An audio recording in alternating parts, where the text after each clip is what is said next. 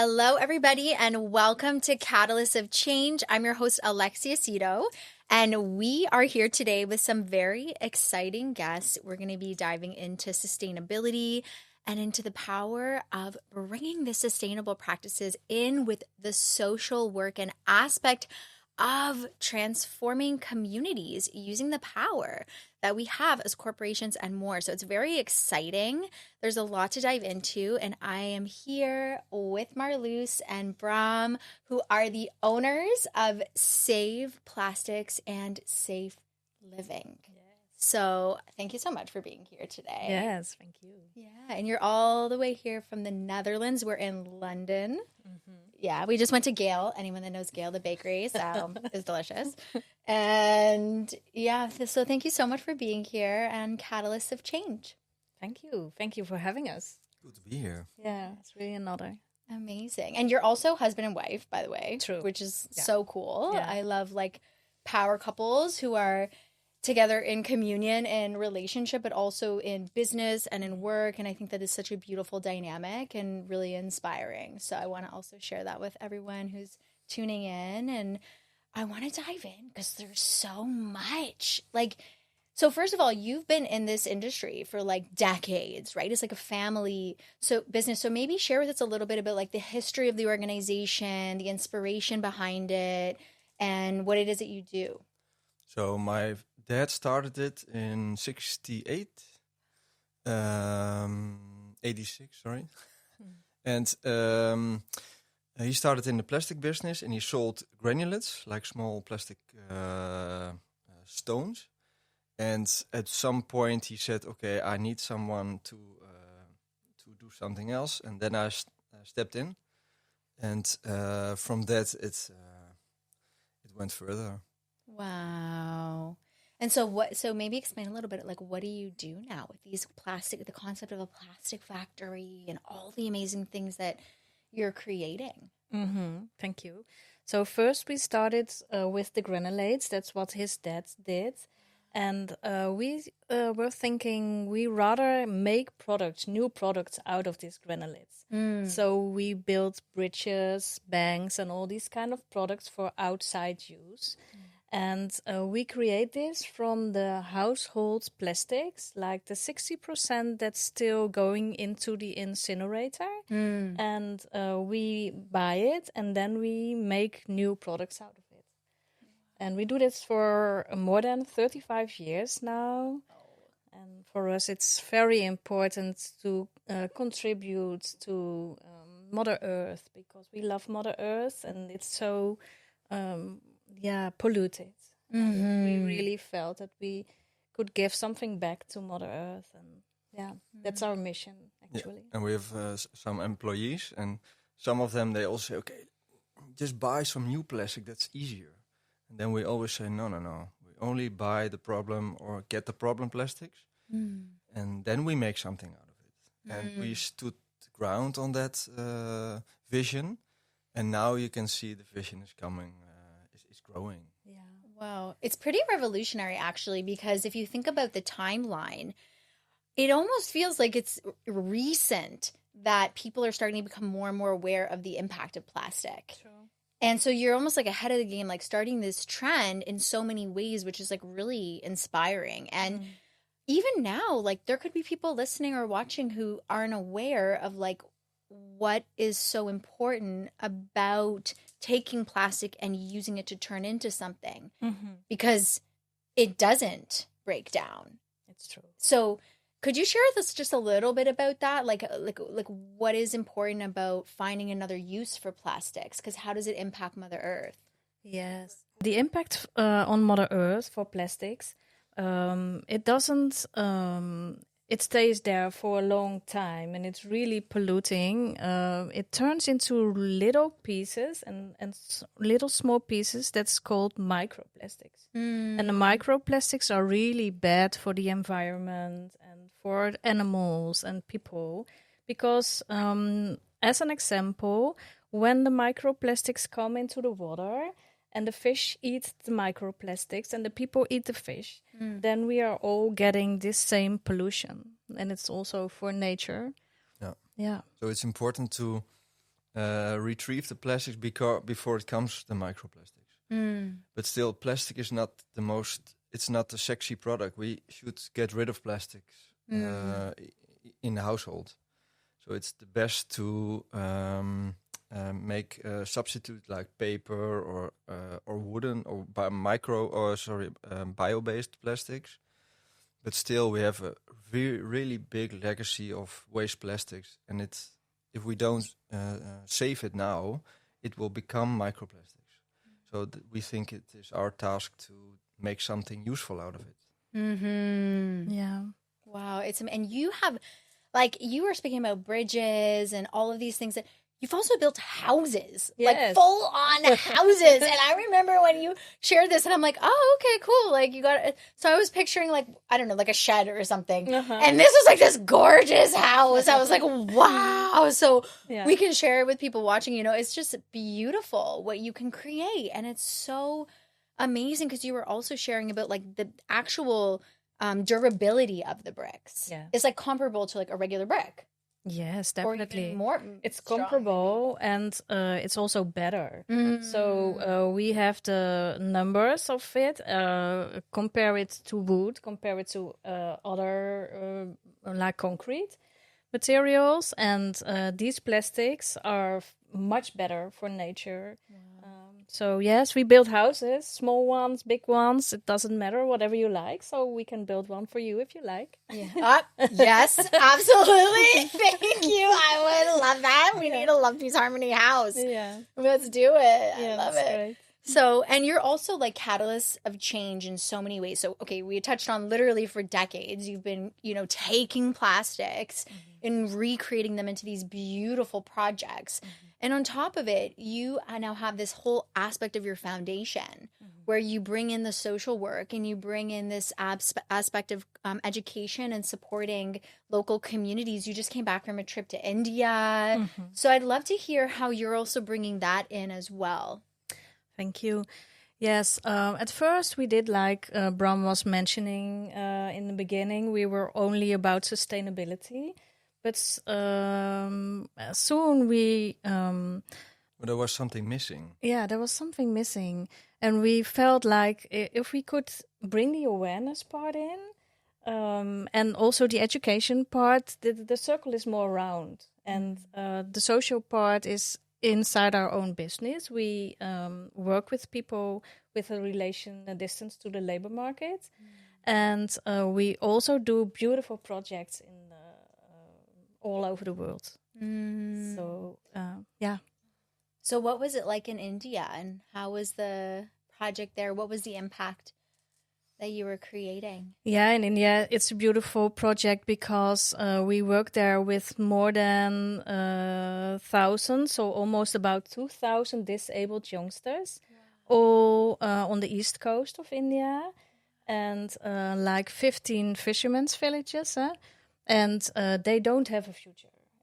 People with a disability in India, they are living in the shadow of their hut and little houses, and they don't have a future. And a lady there created a campus and beautiful programs, and she invited us to go there. And we have built a green plastic factory over there, and we do vocational trainings and train-the-trainer programs with the children, and we are educating them, training them to become a plastic operator, and then they have a future so they can live and work in the nearby factories, actually. This is so... They get a face. Yeah. Literally. Yeah. And also important, because there's a lot of waste plastic there. It's immense. You cannot compare it to a Western country. So we clean it also up. So the program also contains the cleanup of the environment, of the surroundings of the kids. So we do like a win-win-win. Yeah, that win-win-win I feel like is so key, because if all businesses in the world, imagine, operated like that, what would our world look like? Like this idea of like, okay, what's good for the planet, what's good for the people, and what's good for the business, and having them all be a win is this like trinity of conscious economics in a way. And I love that you're talking about like this circle and this cycle of like, what is the impact of, first of all, this, for example, you're creating this factory. What's the impact of having a factory? Mm-hmm. And then how do we use this to positively impact the community and the earth? Yes. And like you've come up with this amazing solution and you're doing it, and it's so beautiful because like you shared, having also been in India myself and having experiences in different, what, you would call like a slum or a neighborhood that has, people with many disabilities or a lot of challenges, a lot of children, a lot of orphans that don't even have any support, to then be able to be given a support system, to be given an opportunity to learn something that they can then utilize that's going to empower them to have a purpose, it's just amazing. Yeah. And like you said, on top of it, fueling like Mother Earth and using it as an opportunity to clean up the area, to clean up the plastics, like, bring in this beautiful cycle.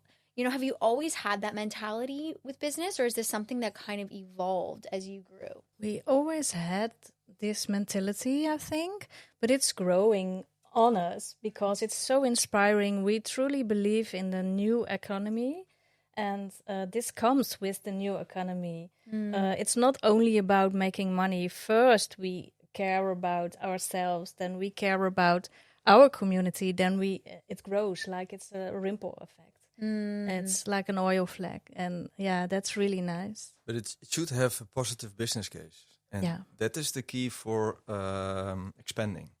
Otherwise, it will remain like cool projects, and within 5 or 6 years, it's gone. But if you have like a self-sustainable business case, then it can evolve on its own. It's important. We have really experienced this because first, there are a lot of startups in the sustainable world. And like you just mentioned, we are... When we started 35 years ago, people were big question marks above their head from, ooh, they are crazy. What are they doing? And now there are more and more coming. But it's not easy to grow. It's really important, like what Bram just mentioned, to combine it and combine it like in a good balance, the awareness, the social, the sustainable, and the education. So, we created the education packages together with Love, Peace, Harmony we did. And Love, Peace, Harmony is also a foundation, and we created it together. And we spread it at, I think, what was it, 10 schools? We went to 10 schools. More than 1,500 children we educated about how you can take care of your own environment and do it in a way we would love them to do. Wow. And the fun part was our sons were also there. Oh. And they're studying for a teacher and social worker. Wow. Yeah. So as a team, together we're a great team, but with the 4 of us, it was immense. Yeah. Really cool. Oh my gosh. We have to have them on the show. That would be really cool. I want to hear about that. Well, how beautiful too, like a teacher, social workers, like so in the family, so like, instilling these values that you're talking about and inspiring them to like be their, own people in these ways that they feel called and also continue to like give back. And it's so beautiful. And I feel like what you're sharing about, like you mentioned, the new economy, I'd love to hear before, because I also want to touch on the curriculum and the education part. That's really cool. But when you mention that, like, what do you envision, or what do you mean when you say that, and how do you envision that being?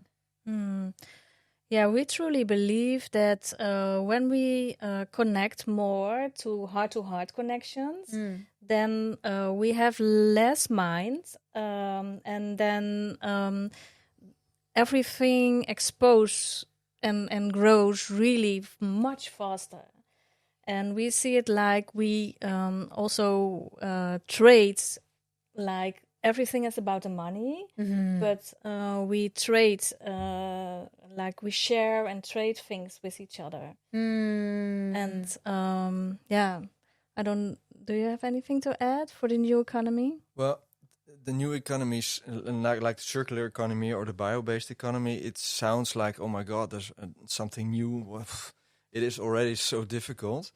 But if you're embracing it and really living it, then it's also more fun. It's more difficult to start because you have to have, with other companies or customers, you have to have the heart-to-heart relationship. So you cannot have like 1,000 or 20,000 customers. You just do less, but the one that remains, the connection is better, then it flows better, and then it's more fun. So it's easy. It's more easy. It's easy, yeah. So new economy is easy. Yeah. They always say less is more, and when it's simple, it's good. When it feels simple, it flows, and then it works for everyone. That's important. It's not us. It's just like the combination of all these elements makes that everybody has fun. And the education project, it's about happy and healthy. So, that's really nice to combine these. Well, how has it been so far? Like you said, you connected with 10 schools and 1,500 students recently and sharing just a lot of this knowledge, that many of them, it could be new or maybe it's something that's they're aware of, but it's just integrated in a new way in terms of like, what's a way that we can nurture our environment? How do we care for Mother Earth? How do we, for example, create that world of love, peace, and harmony, and all of these things? So how has that been? Like, what's the education curriculum like, the program, and what was it like sharing it? It was really nice. It was heart-touching, actually. What we experience always, that the children of the new generation, the next generation children, are really into all these elements. They carry it like in their DNA. And they were so enthusiastic. They sit there like they sit in India in these clean rows.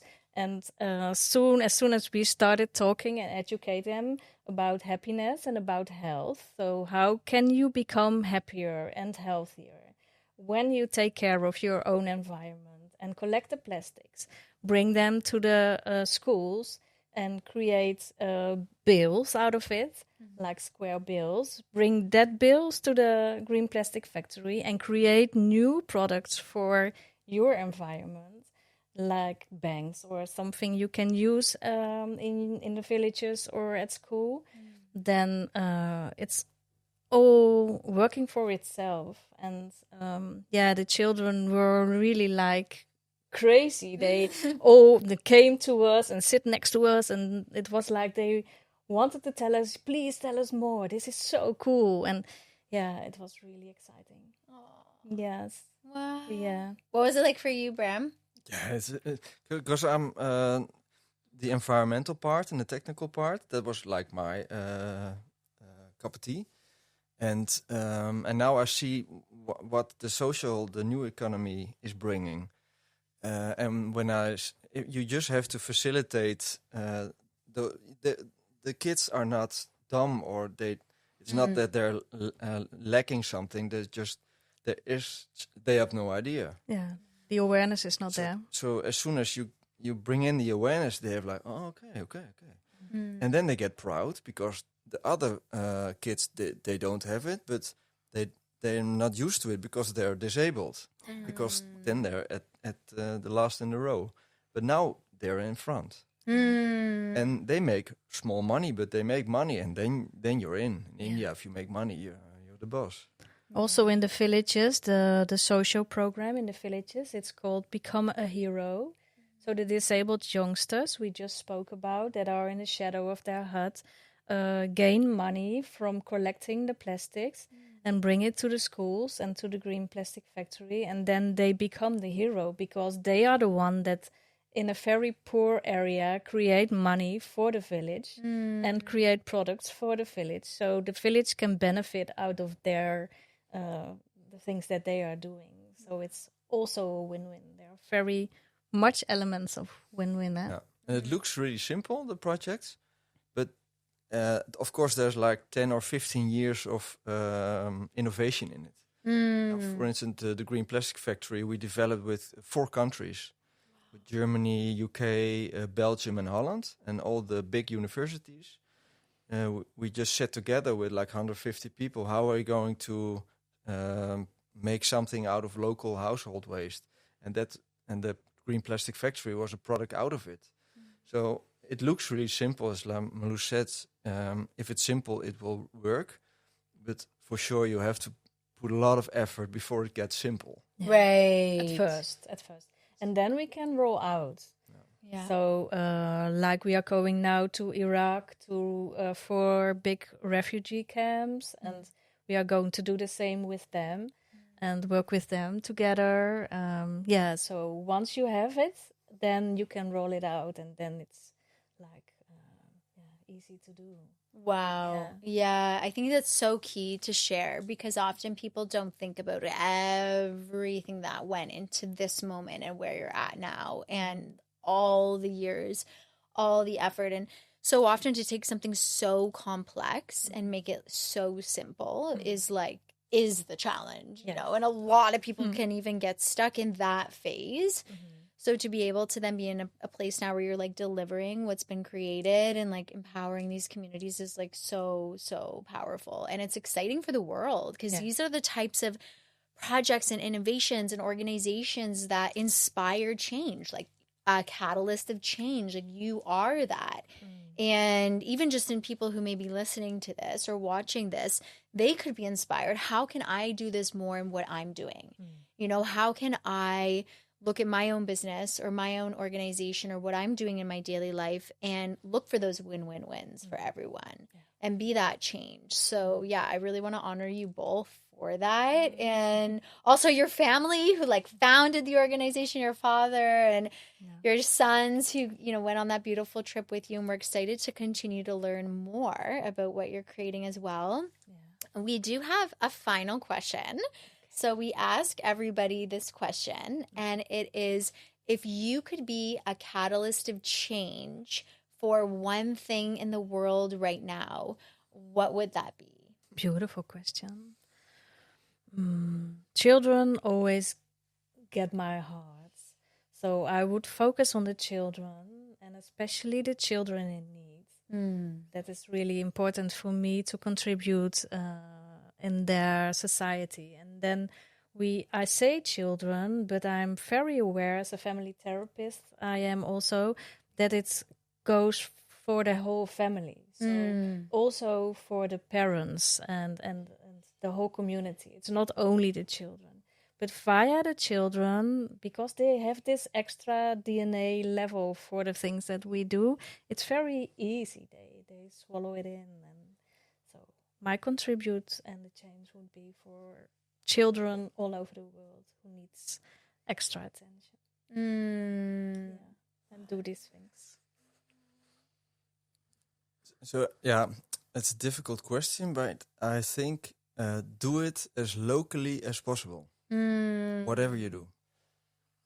Wow, yes. Local is important, and we are also just do it is our you go for it, you just do it, you don't keep talking about it, but you do it. Like we built a house and we do all these things, and then while doing it we experience things and we change or adjust, but if you keep talking, a lot of people do that, then no result will be there. Yeah.